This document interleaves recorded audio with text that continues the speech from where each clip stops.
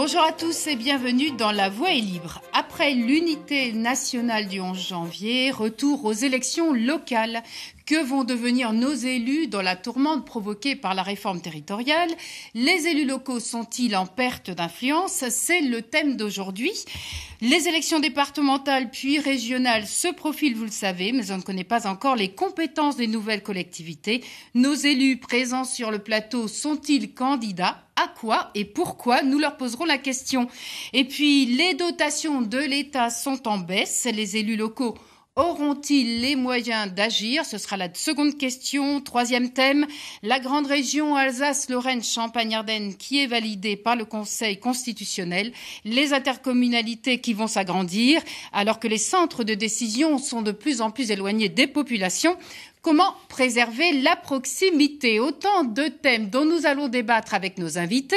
Tout d'abord, Boris Ravignon, bonjour. Bonjour. Vous êtes maire UMP de Charleville-Mézières. Vous êtes également président de la grande agglomération Charleville-Sedan. Nicolas Marandon, bonjour. Vous êtes socialiste, vous êtes conseiller régional, conseiller municipal et communautaire à Reims Métropole. Vous êtes également le premier fédéral du Parti socialiste dans la Marne. Valérie Labarre, donc, qui va arriver, on le verra dans quelques instants, donc Europe Écologie Les Verts, et qui vient remplacer Éric Loiselet, qui n'a pas pu être présent sur ce plateau. Sébastien Durançois, conseiller municipal Front National, bonjour.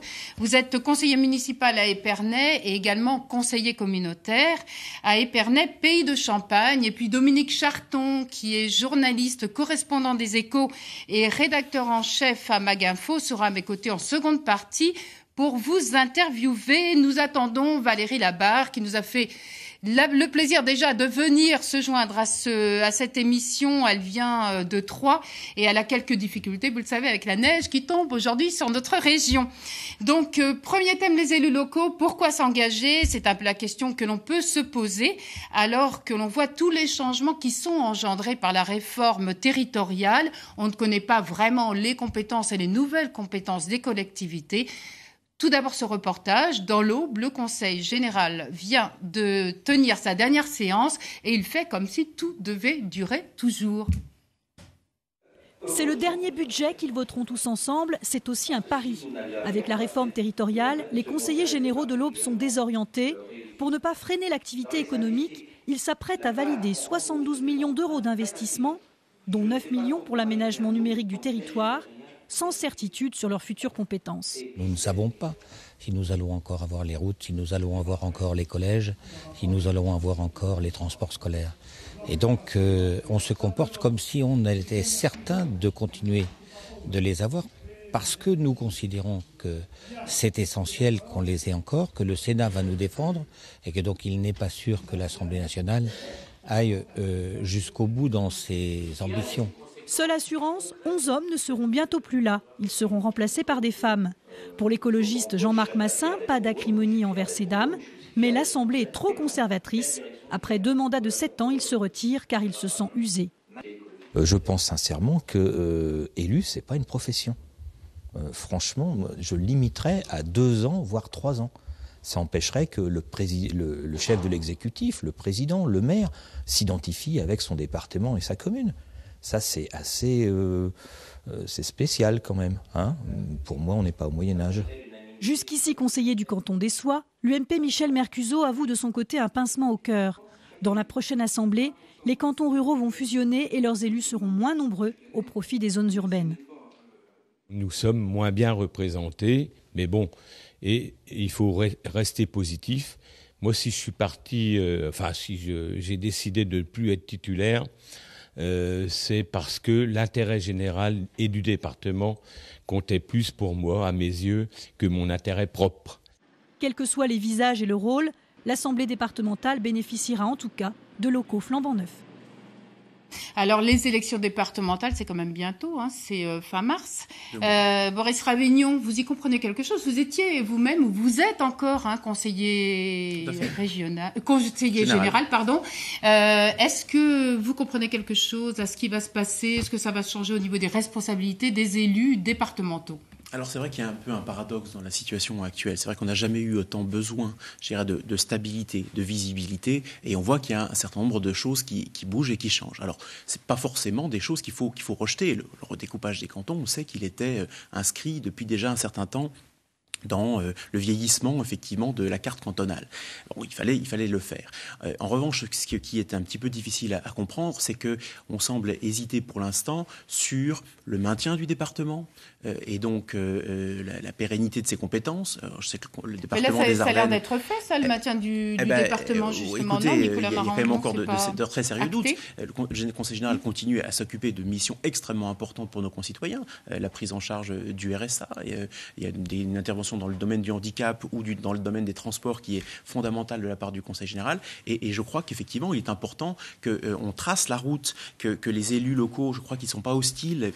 En tout cas, moi, je ne le suis pas à des évolutions. Mais ce qui est important, c'est que ces évolutions soient concertées et puis qu'on sache où l'on va. Mais là, je le disais, c'est dans quelques semaines. Est-ce qu'on sait déjà où on va, Nicolas Marandon ? On voit quelques aspects positifs, et M. Ravignon l'a souligné. C'était une réforme quand même qui était souhaitée. La carte départementale était obsolète. Moi, je prends l'exemple du département que je connais le mieux, le département de la Marne.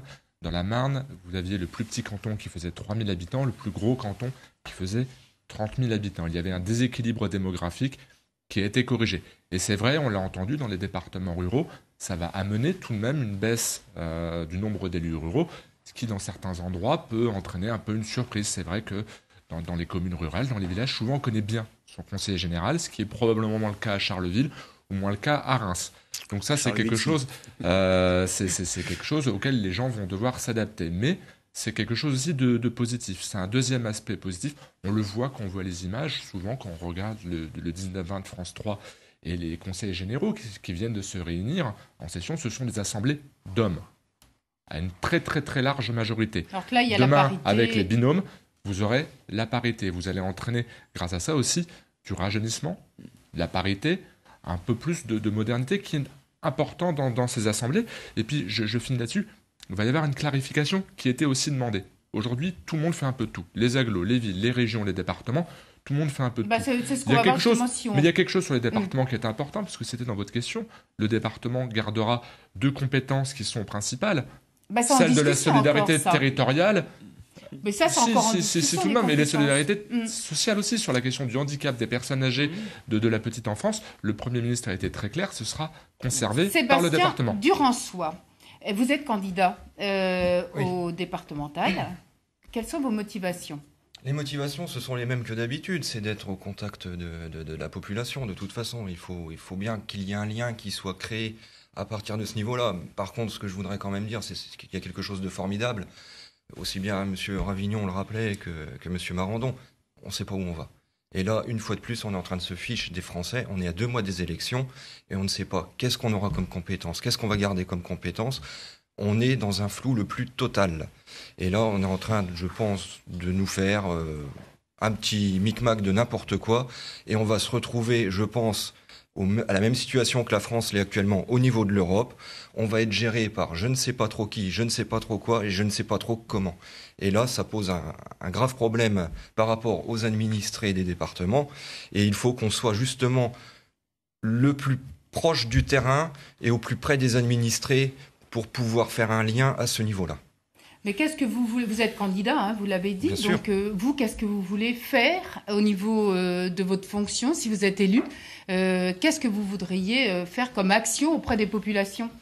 Les actions, de toute façon, il ne faut pas se leurrer. Il faut un changement de politique au niveau national pour que ça puisse avoir une déclinaison au niveau local. Donc ce qu'il faut, c'est une nouvelle vague bleu marine au niveau national pour ces départementales, de manière à avoir et à conquérir plusieurs départements pour que, au niveau de l'Assemblée nationale, au niveau du Sénat, au niveau de Paris, les choses puissent enfin bouger. Sinon, on va repartir dans un carcan UMPS comme on le voit depuis 10, 20, 30 ans. Et Boris Ravignon, c'est quoi le rôle d'un élu départemental ? Enfin, c'est vrai qu'il y a une confusion entre élu conseiller général et puis élu conseiller départemental, mais en fait, c'est la même, quelque part, c'est quand même la même fonction, le même mandat. Alors en fait, le rôle d'un élu départemental, on le voit parfois comme un grand frère pour les élus locaux avec lesquels il travaille. Conseiller général, c'est un peu ça, effectivement. Et puis c'est quand même aussi quelqu'un qui doit avoir, qui est en charge de l'intérêt départemental. Il y a plein de choses qu'on peut effectivement imaginer, organiser au niveau local, défendre des associations, d'entreprises locales, mais il y a quand même un intérêt départemental. Très concrètement, est-ce que les gens, vous êtes en dehors de vos responsabilités de maire et de président de l'agglo, vous êtes également conseiller général. Est-ce que les gens viennent vous voir pour vous poser des problèmes, vous poser des questions? Bien et sûr. Quel type de questions? Bien sûr. Alors ils viennent nous trouver, nos concitoyens viennent nous trouver essentiellement aujourd'hui pour des questions d'emploi, pour des questions touchant au développement économique. Donc je crois le département, jusqu'à présent, et c'est le cas dans les Ardennes, avait de son initiative développé une activité dans le domaine économique, construction de zones d'activité, accueil d'entreprises, ce qui a bien fonctionné. Il y a un certain nombre d'entreprises qui se sont installés sur des zones aménagées par le Conseil général, Monnier à Signy-l'Abbaye ou Unilin à Bazeilles. Et on a donc effectivement eu une contribution à l'amélioration de l'emploi. C'est ça aussi qui, je crois, est entre les mains des conseillers généraux, c'est d'avoir une capacité d'aller là où les concitoyens l'attendent. Dans les Ardennes, très clairement, nos concitoyens nous attendent très fortement sur le développement économique. Nicolas Marandon, alors vous êtes candidat vous-même aux élections départementales? Non, je ne suis pas candidat aux élections départementales. Mais je suis aux élections conseiller régionales et oui, je serai candidat à l'investiture de mon parti, chaque chose en son temps, mais je serai candidat pour les prochaines élections régionales. Alors on va parler beaucoup d'élections cette année, puisqu'il y a les départementales, les régionales, fin d'année ou peut-être début d'année prochaine, en tout cas pour l'instant c'est prévu en décembre.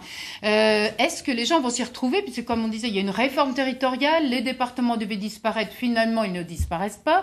Les conseillers régionaux, ils auront un nouveau mandat puisque les régions sont agrandies.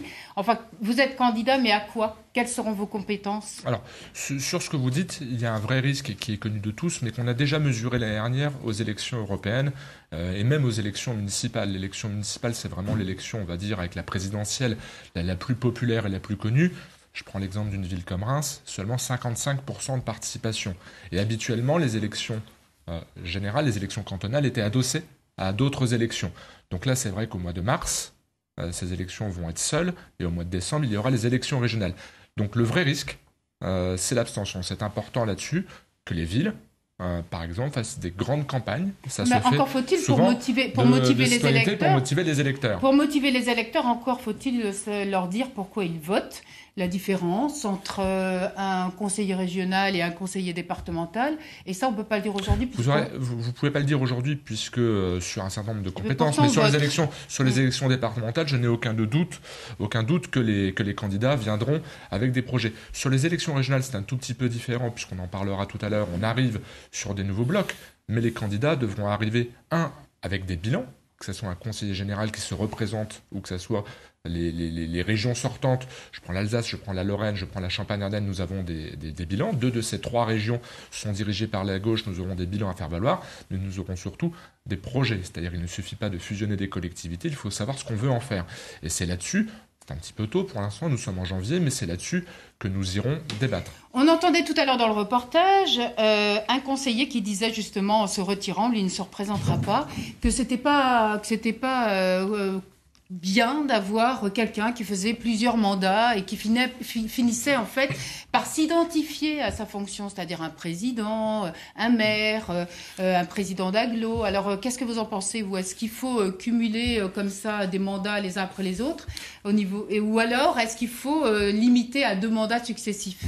Moi, je ne sais pas s'il faut limiter les mandats successifs. Je pense en tout cas qu'il faut limiter le cumul au même instant des mandats. Je crois que ce qui aujourd'hui est rejeté par une très grande partie de nos concitoyens, c'est l'exercice de différents mandats où finalement un nom, parfois très connu et qui occupe des fonctions locales, puis des fonctions départementales, voire régionales et nationales. Ça, très honnêtement, je crois que ça n'est plus souhaité par nos concitoyens et ça ne correspond pas à l'intensité du travail que nous avons à accomplir. Moi, je suis maire de Charleville-Mézières et président de l'agglomération Charleville-Mézières-Sedan. Ce sont 2 mandats qui me suffisent amplement. Depuis les mois derniers, j'ai renoncé à une fonction que j'avais au parc naturel régional régionale, même si elle me plaisait beaucoup. Et puis, mon mandat de conseiller général se termine là et je ne suis pas candidat à ma réélection, tout simplement parce que aujourd'hui, les fonctions qui sont les miennes m'occupent à plein temps et je ne vois vraiment pas et sincèrement pas comment je pourrais les cumuler avec une autre fonction et certainement pas, comme ça a été dans le cas dans le passé, avec des fonctions nationales de parlementaires. Ça me paraît absolument impossible et je pense que j'en viendrais, si je le faisais, à trahir l'attente de mes concitoyens. L'attente de mes concitoyens, c'est que je sois au quotidien sur le sujet de l'emploi. Tout à fait. On va voir comment, justement, des élus locaux peuvent être au plus près de leur population dans un contexte parfois un peu difficile, avec une baisse des dotations de l'État aux collectivités. Des municipalités comme celle de Mardeuil, que je vous propose comme exemple, ont peur de ne plus y arriver. On regarde ce reportage de Véronique Buzon et Paul-Antoine Boudet. On en discute ensuite.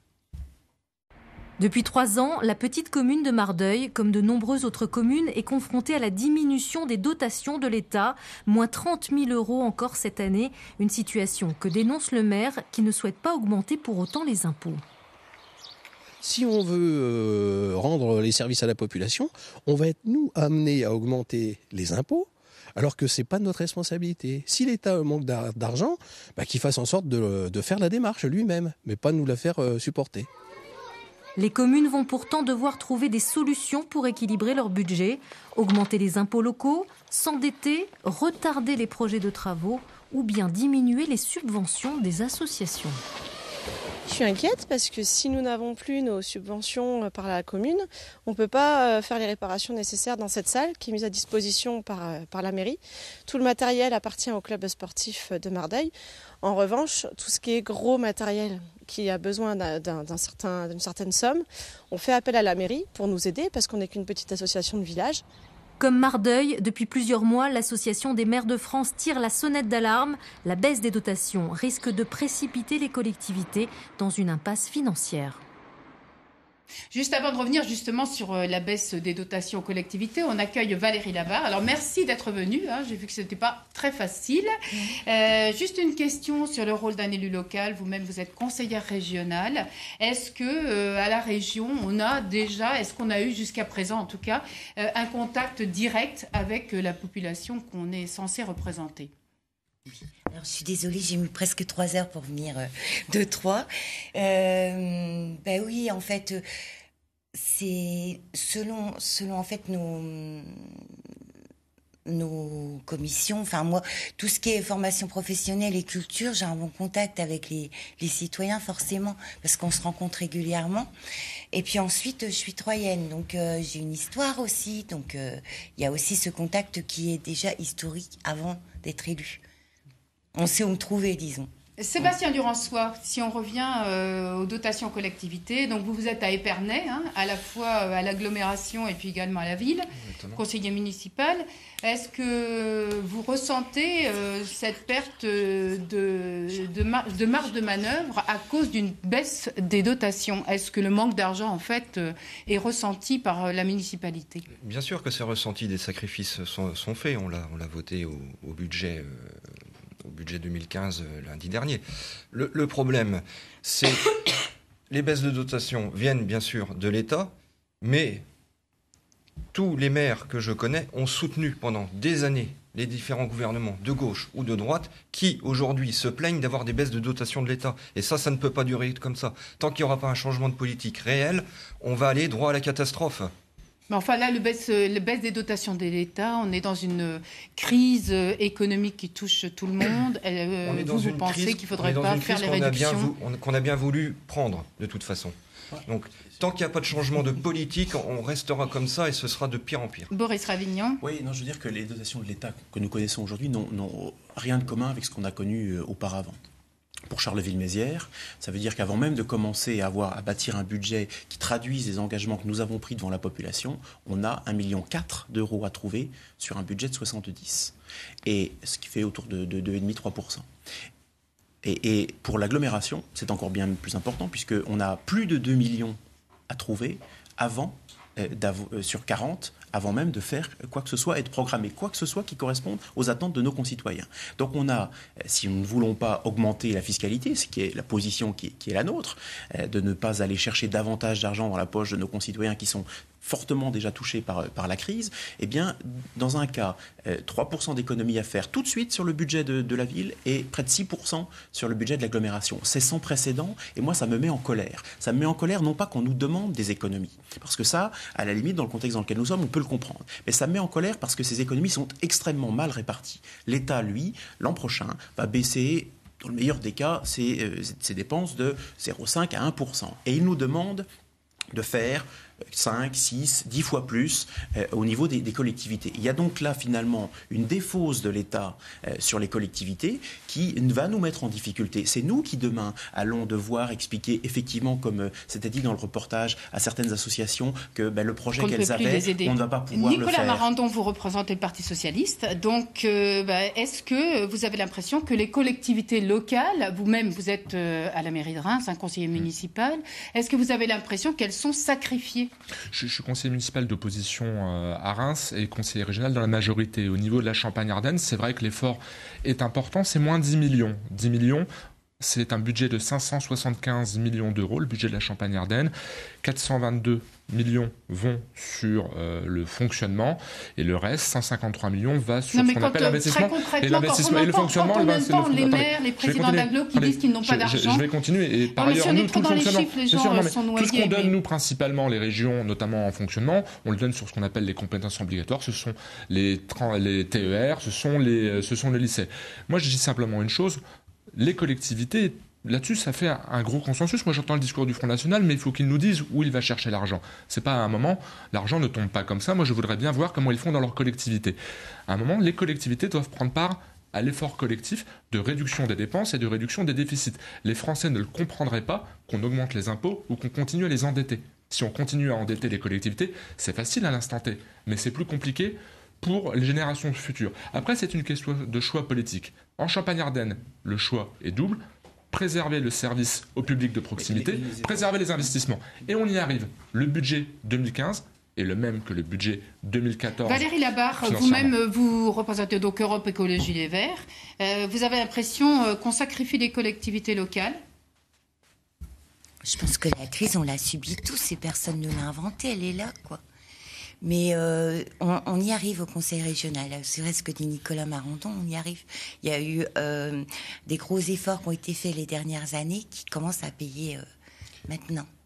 Enfin, je pense qu'on va tous y arriver parce que si on ne présente pas un budget équilibré, de toute façon, il n'y a pas de budget. C'est le préfet qui exécute les dépenses. Donc, je crois que chaque maire étant responsable, on va concevoir des budgets qui seront votés. Simplement, moi, ce qui me choque profondément, c'est l'injustice de la répartition de l'effort. Je veux simplement, moi, redire que l'agglomération de Charleville-Mézières-Sedan, qui est, je crois, une des plus pauvres de France, se trouve traitée dans cette réforme exactement comme l'agglomération de Versailles ou comme n'importe quelle agglomération des Hauts-de-Seine. C'est profondément injuste. Des collectivités ont des ressources fiscales importantes qui leur permettront de faire face aux baisses de dotation et de continuer. Alors, ils arrêteront peut-être de servir des petits fours et du champagne au moment des vœux. Mais à nous, à Charleville-Mézières, et sur l'agglomération de Charleville-Mézières-Sedan, le vrai sujet, c'est est-ce qu'on va pouvoir simplement continuer à faire circuler des bus, ramasser les ordures ménagères, comme ce sont les missions fondamentales de notre agglomération. Donc, il y a une vraie injustice dans le traitement des territoires. Et notre territoire ardennais est aujourd'hui, à mon sens, effectivement, trop durement touché. Il devrait y avoir une répartition plus juste, plus importante des ressources fiscales entre les territoires. Comment on fait alors pour mieux se faire entendre ? C'est la question qu'on peut se poser, d'autant que les régions s'agrandissent. Vous le savez, le Conseil constitutionnel a validé la réforme territoriale et nous parlerons au 1er janvier 2016 de Lorraine, Alsace, Champagne-Ardenne. Et donc c'est une grande région sur laquelle je vous propose d'entendre quelques réactions recueillies par Caroline Moreau. La pression des manifestants alsaciens aura donc fait long feu. La loi paraîtra sous peu au journal officiel, dont acte concède le président de la région Alsace, pour lequel l'heure est maintenant à l'action avec ses deux homologues. Personne ne peut aujourd'hui se satisfaire d'une posture qui serait de regarder simplement le film se dérouler. Quand on est face à une difficulté, c'est notre responsabilité d'être acteur et de faire au mieux. Il y a déjà un travail d'information, d'échange qui va devoir être fait pendant les prochains mois, de telle sorte que chacun sache où l'on va, que nous mesurions aussi nos contraintes budgétaires, nos marges de manœuvre, mais sur des choses très concrètes qui touchent la vie des gens. Que va devenir la DRAC, que va devenir la Direction régionale des finances publiques, que va devenir la Direction de l'agriculture et la forêt, on ne sait pas. Point d'interrogation. Donc on va prendre les choses en main. Et prendre les choses en main, ça veut dire que j'ai déjà vu le maire de Strasbourg, je vais le revoir. J'ai vu le président de la région Alsace, je vais les revoir également pour travailler ensemble. Parce que maintenant que nous sommes dans la même région, malgré le différent des mois passés, il faut bien qu'on arrive à bosser ensemble. Sébastien Durançois, conseiller régional d'une grande région comme celle-là, qu'est-ce que ça signifie concrètement pour les populations ? C'est encore l'intelligence de nos énarques. J'imagine bien un conseiller régional qui habite dans la pointe de Givet pour se rendre à Strasbourg en plénière ou en commission permanente. Il va partir le lundi pour arriver le mardi, avec les horaires de TGV qui ne seront pas souvent évidents. Prendre des chambres d'hôtel, les économies, elles sont où ? J'en sais rien du tout. Boris Ravignon. Oui, moi je suis énarque et je trouve qu'effectivement, dans cette réforme, on peut effectivement se poser la question de savoir où sont passées les économies. Parce que regrouper les régions existantes pour faire une grosse région économique et pertinente au niveau européen, moi ça me paraît plutôt être une bonne idée, mais on nous avait aussi annoncé que cette réforme allait faire des économies. Je ne vois pas dans quelle mesure on va pouvoir en produire quoi que ce soit comme économie. Valérie Labarre. Je parle d'économie aussi. Donc nous, on était pour la grande région de toute façon, notre groupe politique. La proximité sera toujours possible avec les populations ? Je pense que les conseillers régionaux viendront de quelque part, ils sont aussi d'un territoire. Mais du coup, j'ai le sentiment que les départements vont servir à nouveau à quelque chose d'évident et retrouvent un sens. Donc pourquoi pas ? En 2 mots, Nicolas Marandon. Il faudra voir, il faut positiver, c'est ce qui a été dit dans le reportage, les atouts de la nouvelle grande région. Ce sera la première région agro-industrielle d'Europe et ce n'est pas rien. C'est une région qui sera multipolaire, qui s'appuiera sur Strasbourg, sur Chalon-Reims et Pernay, sur Metz-Nancy. Vous êtes candidat à la région, donc quelle sera votre nouvelle fonction à votre avis ? Je n'en sais rien. Faisons déjà campagne avant de voir le résultat. Les compétences sont pas encore définies.